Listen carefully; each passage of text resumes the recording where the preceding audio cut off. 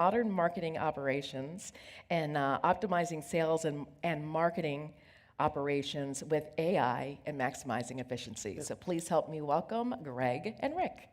Thank you. Excellent. Yeah. I will say, Rick, last year at Prime Day, we had an issue on our corporate server with AWS, and just randomly, Amazon stopped working on the first Prime Day, and our head of IT almost got dragged out of the office building. So that was a problem. Now that's a digital maven for you. Yeah. So thanks for coming back, everybody. And you do know that by attending this session, you get to have cocktails in an hour. So that there is reward, there are earthly rewards and also eternal rewards for all the wisdom you'll get from this session. So as you understand, I'm Rick Lake. I'm actually a lecturer at the Digital Business Institute at the Boston University Questrom School of Business. I've also been in the asset management industry for decades, and we are so lucky today to have Greg Stumm, because in our industry, he is one of the mavens of digital. His team includes Salesforce ninjas, and they are blazing trails with AI. They put it to work every day to drive business growth. So it's great to have Greg. So Greg is the CEO and president of Resolute Investment Managers. Did I get that right? Yep. I got it wrong before, but I got it right this time. He's also president and CEO of American Beacon. So the last time I checked, your firm ran 75 billion. Is that? It's about 98 when you include assets under distribution. So okay. A little higher. Yeah. Okay. Trying to get to that 100 billion mark. 75, 100 billion. We close enough. But tell us the profile of that. What does that business look like? Yeah. So we have really 4 main businesses across our platform with shared services across that platform. Those 4 main businesses is one, as Rick mentioned, American Beacon Advisors. So that is our mutual fund and ETF platform, where we run about $20-ish billion in assets there. We also run an OCIO platform, which is a business we've been running for almost 40 years for one of the largest pension plans in North America. We have a cash management business in that platform as well. We also own 4 other asset management businesses, small boutique firms across the United States that specialize in different areas. One actually based here in Chicago, National Investment Services. And then we also act as a third-party marketing firm for Kathy Wood's firm ARK Invest. Okay, so a fairly eclectic business. Let's move on to digital. Let's talk about basic digital marketing, blocking and tackling, the foundational stuff that your sales team needs to succeed. How do you view that? Yeah, Rick, for us, it comes back to time management, right? Because, so my sales team, we're not the smallest in the industry, but we're not the biggest by far, right? We have roughly 45 client-facing sales professionals across the United States. Those 45 sales professionals do about 3,700 engagements a month with typically financial advisors or other allocators. And the biggest thing we're constantly trying to solve for is how do we maximize their time? And so a lot of our digital marketing strategy is around brand awareness, it's around prospect identification, it's around follow-up, but it really comes back to, there's only so many hours in the day. How do we maximize those 3,700 engagements every month? And so how do you maximize it? What are the tools you use?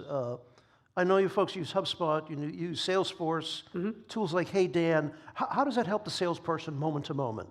Yeah, so the answer is it depends, right? So let's start with Salesforce. I heard there were some complaints about Salesforce in the last session, and I said to Rick, we should talk a lot about Salesforce, because if you're going to have an appropriate digital strategy, we believe high quality data is the foundation, right? And if you have junk data, you're going to have a junk digital strategy.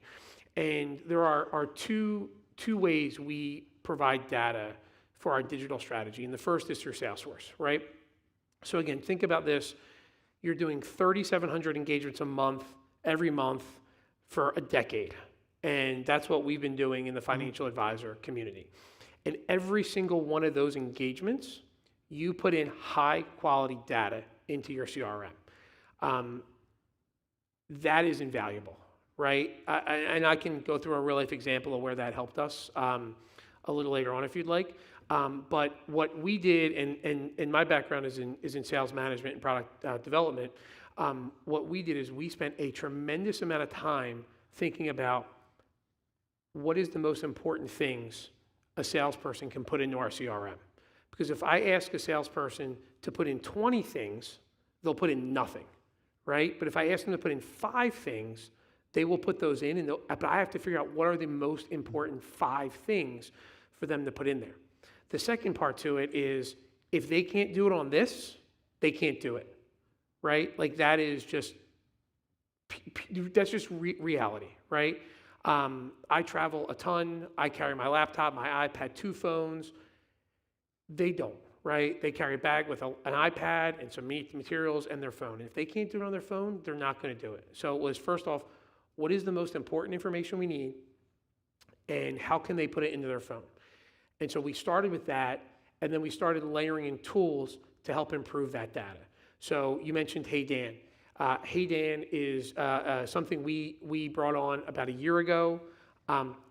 It sounds kind of silly, but like basically all it is you call a phone number and you say like, hey Dan, I just met with Rick Lake. Here's what we talked about. Here are my notes. Here's the input for products talked about. Here's the input for resources used. Log it for me. And it just goes into Salesforce and it logs it for them. Like they don't even have to open up the app anymore. And everything all the research that's out there says, if the quality, if you measure quality of data and logging on a 100-point index, if you log within the first hour after a meeting, your quality is like 98%, right? So you get like all the information in the meeting. If you do it that night, it's 75%. If you do it the next day, it's like 50%. If you do it anytime after that, it's like 5%. And so there's this massive drop off in that. So Hey Dan is like literally like a wholesaler, you're driving from meeting to meeting, right? You get in the car, you call this number and you say, hey, here's what we just talked about. And they know the key data points they have to put in. And then that just creates a really, really easy feedback loop. The other thing we use, you mentioned HubSpot, we actually use a technology called HighSpot, which is similar. But this actually, my compliance folks in the room will like this as well. We actually got to this technology from a compliance requirement because in the asset management industry, basically every piece of marketing material you produce has a shelf life, right? You're producing something right now, like it's October 9th. The stuff that we made that was 6:30 material is about to expire, right? Because the 9:30 numbers are out and we've got to produce that material. And so HighSpot allows us to put a shelf life on any piece of material, so it kind of disappears. The other thing that's really amazing about HighSpot, and a lot of platforms like that, our wholesalers have to send the material from HighSpot. So when they send an email, right? So if I send an email to, I think your email is like flake@pu.edu, and I have to put in there, like, I have to select the materials I want to send to Rick, and it gets logged automatically in my CRM. They don't have to do anything. It gets tagged to his record. But the really cool thing, and this is very Big Brother, is when Rick opens one of the attachments, I see it. I see what he looked at. I see how long he looked at something. So I'll give you like a really good example of this. We had a sales meeting a month or so ago, and my North Carolina salesperson, this gentleman Jamie, we're in a meeting. He's like, I gotta step outside real quick. I'm like, why? What's wrong? He goes, I met with an advisor at, I think it was a Wells Fargo 3 weeks ago, and he just opened a fact sheet on the fund we talked about, like 3 weeks later, but he got an email about it. So he called the advisor, and the advisor's like, wow, what are the odds? We were just thinking about this and trying to figure out if we should allocate to it. And Jamie's like, well, what questions do you have? Like, that's invaluable, right? And it's like, it's no different than him sending another email, but it just like, it creates this very virtuous loop because then the salesperson sees the benefit of it, right? Like we actually got like, I think we got a $12 million trade out of that into a fund that was only about $250 million. So that's like a meaningful investment for us from like just this technology that's actually not super expensive. And so that's the first part is like using our CRM to create really high quality data that the Salesforce inputs, but also that they see the benefit of it. Does that answer? That's great. Well, that's blocking and tackling. And you know why you need a CRM? Is because my email at BU is actually flake1@bu.edu. But pretty good for the memory of that That's pretty one. close, yeah. That was excellent. Okay, so blocking and tackling, you mentioned data. Yeah. Data being the most important, maybe the most important fuel for Yeah. digital marketing. Tell us about your approach to data, what you've done to enhance your approach to data over time, and what you think an ideal data setup would be for people in the audience. So I would say the biggest evolution of our data over the last 5 years has been the use of Snowflake. And here's the reason. So for those of you who don't know Snowflake, it's basically an outsourced database, right? You can put a bunch of different data feeds in there using APIs and different setups that I kind of only partially understand how that works. But this comes back to like our analytics, right? So you have all this great data. How do you pull insight from it? And so what we were struggling with is we had data from a lot of different sources, right? So we had data from our CRM. We have data from all of our client firms that are producing, saying, hey, here's all the data of advisors that are buying your products, right? We have data from places like SS&C that are showing us what the peer group looks like and things like that. And so we had all of these different data sources, but they don't talk to each other, right? And so what we did is we used Snowflake. We actually had to hire a person, younger guy, John. He's amazing. Like he just literally spends all day in Snowflake and just basically make sure these data sets communicate, right? But what's happened there is the insight that we've gotten from them communicating has been invaluable, right? So I can give you just a real life example of this. We are using a data set that looks at fund ownership by Morningstar category at different broker dealers, right? And so I don't want to get too in the weeds here because I know this is only applicable for some of you, but I think it's important to understand how data sets talk together. And it basically said, hey, at this one broker dealer, there's $1 billion in this fund. We happen to be the recommended fund in this broker dealer in the same category. We then looked at it and said, wow, this fund is really underperforming for a number of different reasons. And there was a transaction that really caused a lot of shakeup at this fund. So what we were able to do was we were able to identify 90 advisors at this broker dealer that have existing relationships with our sales team, have done activities and business with us in the last 12 months, that across those 90 advisors own $770 million of that fund.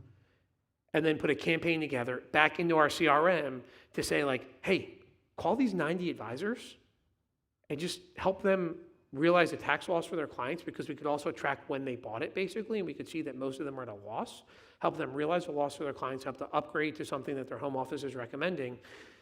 And it was only 70 advisors, right? Like that, like talk about high use of time, like that's really powerful time for us. We've actually already raised something like $30 or $40 million. We just started a couple weeks ago, but there's, close to $1 billion we can get there, but it only happens because we have, that actually was 3 different data sets talking together to get that result. And how many organizations in your industry do you think have that level of sophistication on data? Is it really, is the asset management industry dividing it between digital and data haves and digital and data have-nots? 100%. And there's a couple of reasons for that, right? We have 2 people in our data team, right? 2. They work really hard. They're really smart people. They're really thoughtful. Some of our competitors have, the panel I was on in Boston, the gentleman, he said he had 60 people on his data team. And I almost fell off my chair, right? And so one, it's not cheap to have a data team, right? And so we do it with 2. But the other thing that's really expensive is the data itself, right? We spend millions of dollars a year on just data sources. And it's really expensive. And so what's happening is if you're a small boutique in the industry, it's getting really, really difficult to compete from a data standpoint because you just can't afford it. And of those millions of dollars you spend, where's the biggest yield? What type of data? It's really about how the data sets talk together, Rick, to be honest. But I think where the biggest yield comes in for us is helping us identify competitive advantages, right? So that example before of like, I could identify at this one broker dealer, $1.1 billion in assets in a high yield fund that was underperforming, figure out what offices that money was in, figure out our activity level. So like for us, like that's easy money, right? Because again, like as a sales professional, and for all of our sales professional, my rule is always have a point, right? Like how many people have gotten, I get 5 a day of emails saying like, hey, I'm just circling back, or I want to touch base, or let's catch up. And I'm like, I'm good, thank you. Like, you know, nothing's changed in the last 3 months. But when someone emails me and says, hey, I see you guys are doing this, and I want to talk to you about this, I am like 100x more likely to return that email or that call. And so for my salespeople, rule number 1 is like have a point, right? Everything you do, have a point, have a reason.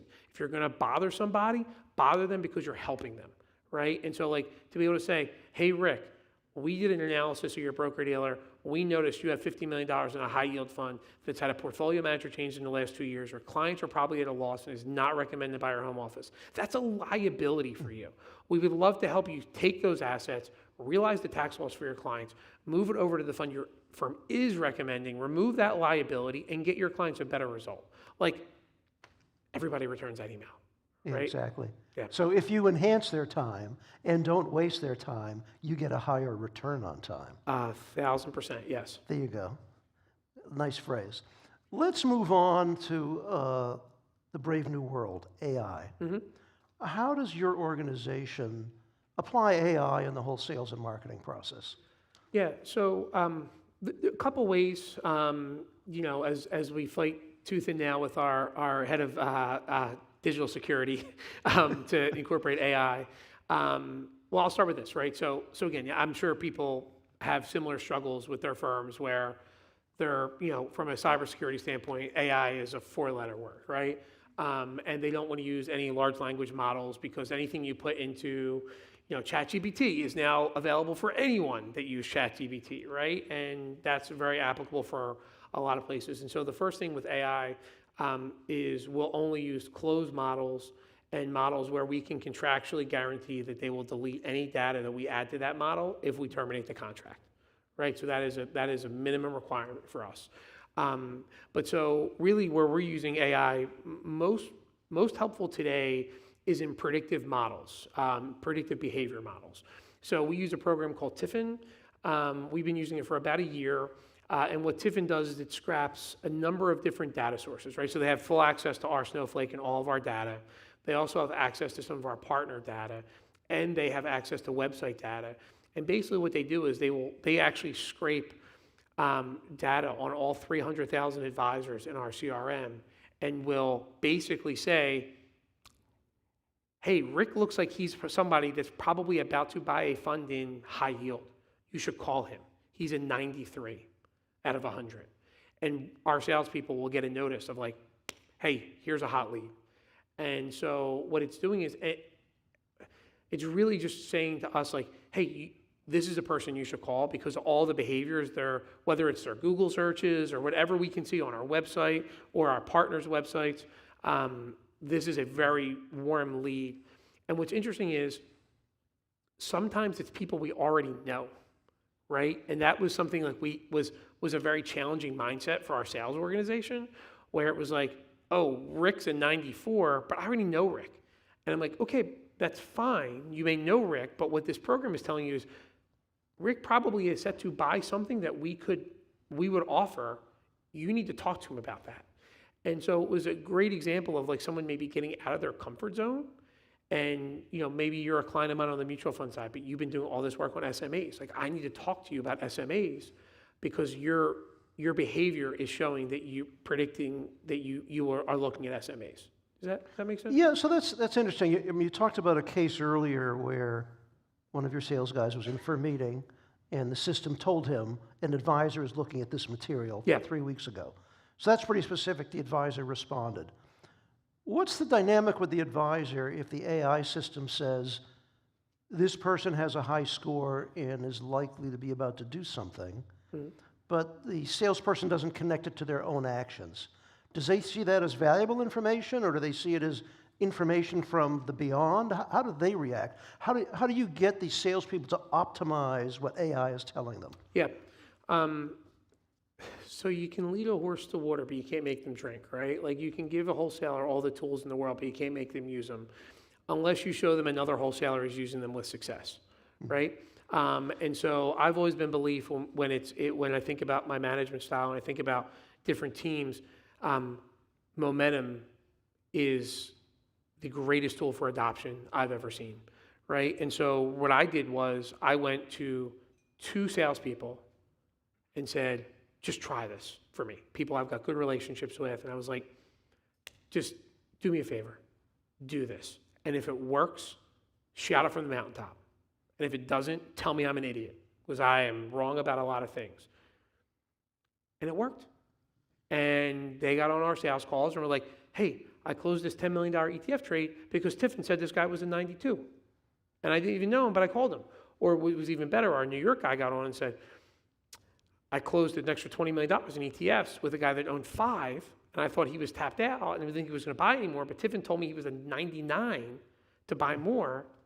And I just called him and said, hey, are you looking at this? We'd love to be a bigger part of your business.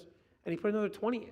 So like there he almost had egg on his face because he knew the guy, he was a client, but he almost missed a $20 million trade because he didn't have a good grasp of his book of business.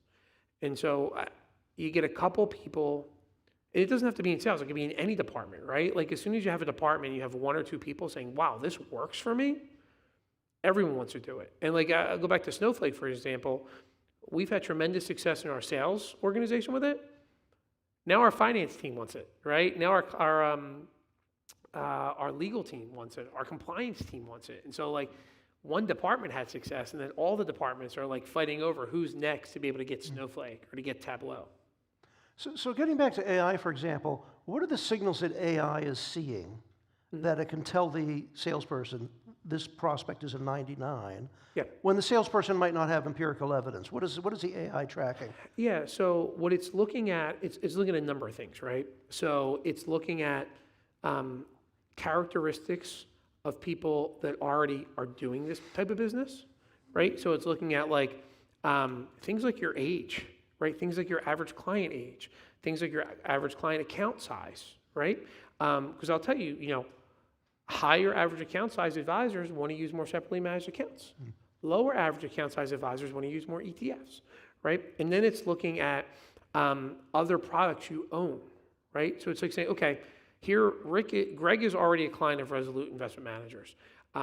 Greg is 43 years old. His client base is X years old. His average account size is this. He owns this product from Resolute, and he also owns these other things. So then AI is looking at, show me other 43-year-old advisors that look like Greg, that own some things like Greg, but don't own this, or own it as a smaller percentage of their book, right? That's part of it. It's also looking at, also there's an investment from one of our competitors that is underperforming, right? People are starting to sell that investment. They're buying other things that look like our product. That's another great tool. So it's scraping all of that information. And the key here is, if you have 300,000 advisors in your CRM like we do, you can't have 100,000 of them being in the 90s, right? Like again, it's like you give an advisor, a wholesaler, 20 things to do, they do nothing. You give them 5, they do all 5, right? And so it's really got to be, of our 300,000, there's probably like 300 or 400 that are that high scored. So you want it to be really focused, because again, we can cover, so like in the New England territory alone, I know this because I looked it up for the meeting we had in Boston, there are 22,500 financial advisors that we could theoretically sell product to, right? Our salesperson in Boston, the best salesperson can manage 500, right? Really. So the first part of AI is take the 22,500 and focus it down to 500. Really, that is the first thing. And if those 500 are people that can invest in something in the intermediate term, even better. So would a salesperson with AI support realize my most valued prospects can be identified much faster than ever before? So the return on my time, my commission stream can go up if I use this tool. Is that cultural shift occurring with your typical salesperson yet? It is. And again, you have to have like realizations, right? So like we had a sales meeting when we rolled this out, and I just asked people, I said, hey, if you're going to see your best clients, like how frequently should you see your best clients? And the average answer I got was 4 times a year, right? Like in person, 4 times a year, once a quarter. And I said, okay, well, what's a fair number of meetings that you can do a week, right? And now they're trying to lowball me and say like 6 or 7, right, to manage activity. But I think we all agreed to about 15. And I said, okay, so, and what do we work? 48 weeks a year. Well, I'll call it 45, I think was the math I did, because there's holiday weeks and things like that where you can't do meetings. And if you do that math, 15 meetings a year for 45 weeks a year, 15 meetings a week, 45 weeks a year, and then you want to see your best clients 4 times, so that means you can only talk to 181 people. You can only have 181 clients, I think was it. Don't quote me on that math. It's pretty close to somewhere like 175 clients. And we're talking about 500. So how do you go from 175 to 500? You have to be really thoughtful about your time. And so that is the thing I think our salespeople have really kind of changed their mindset on. It's like, don't call more people, take a bigger percentage of a client's book of business, right? It's like the same thing. It's like when we work with financial advisors, it's like, hey, have you asked your clients if they have assets anywhere else? And then they're like, no, they love me. They've got all their money with me. And then it's like, why don't we just ask? And they'll sit there and go, oh, well, yeah, well, I have this rollover that's got $2 million at Fidelity. And, but just a rollover. You don't take rollovers, right? And I have this other CD at the bank that's like $500,000. And they're like, you have a $300,000 account with me. Yeah, I'll take all that. You know what I mean? So it's the same thing. It's like, don't necessarily get new clients, but just build better relationships with the right clients. Wise words. Okay, so 300,000 advisors on your system, 40,000 pieces of meeting data a year going in. That's a lot. Mm-hmm. So this is on the sales side. Let's move over to the marketing side. Yep. How do you nurture all these prospects? How do you give them a great experience? Because so many of us, we do all our investment research online. Mm-hmm. Our first engagement is the screen. Our first engagement is your website. We'll talk to the salesperson way down. Yep. Way down the cycle. So what are you doing to upgrade your website, digital, online client engagement? Yep. So we're actually in the process of demolishing our entire website right now because we want to upgrade the entire system. The website has been good for us, but what we need better data. And the problem we have is we work with roughly, so we promote roughly 55 different products across 30 different partnerships. So all these different boutique asset management firms, they produce a tremendous amount of content. And we've done a great job of getting that content out on LinkedIn, and our LinkedIn engagement is through the roof. We use a program called Hootsuite for that. Like if you connect with me on LinkedIn, I have a post, at least 2 or 3 posts a day. I don't even know my LinkedIn password.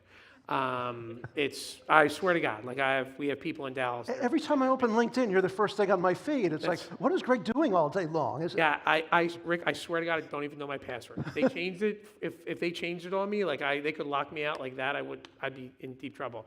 But we're producing content all the time, right? So when you're producing native content, you get more engagement, right? And the more engagement you get, the more that gets bumped up to the top of people's timelines, right? Like if everybody in this room made 1 post today, and I made 3, my first post is going to get seen 10 times more than your 1 post, right? And so it's getting good content, putting it out there, having a program around it, but again, making it easy, right? Again, my wholesalers, they do posts all the time. There are conferences, they're doing this. They don't do anything. They get yelled at to take a good picture.